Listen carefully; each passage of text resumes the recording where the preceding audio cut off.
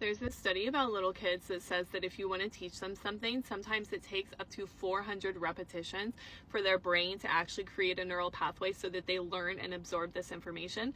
But if you teach it to them through play or games or fun, they can learn the same information in as little as 10 to 20 repetitions.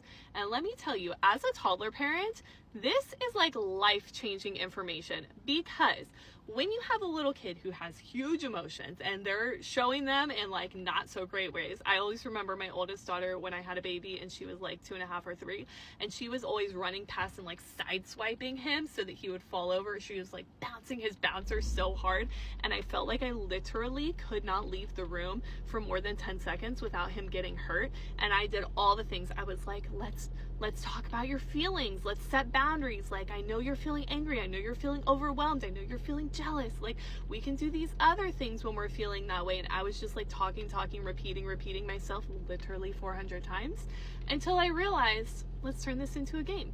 Let's teach her some emotional regulation skills in a fun way. And do you know what? I did that consistently for maybe 2 or 3 weeks, and her roughness and hitting of her little baby brother went down 95% in a matter of weeks.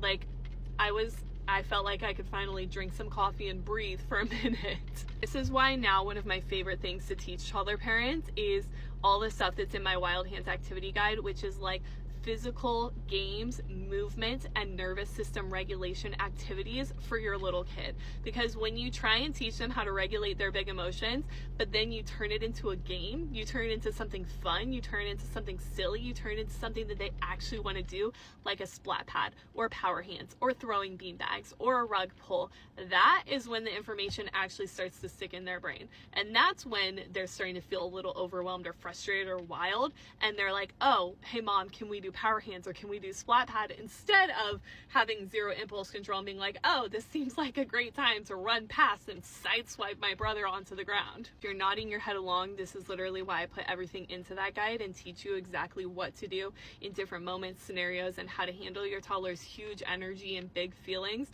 in a way that's actually fun and that's only going to take you like a few repetitions to teach them how to use, instead of literally repeating yourself for the next 400 days.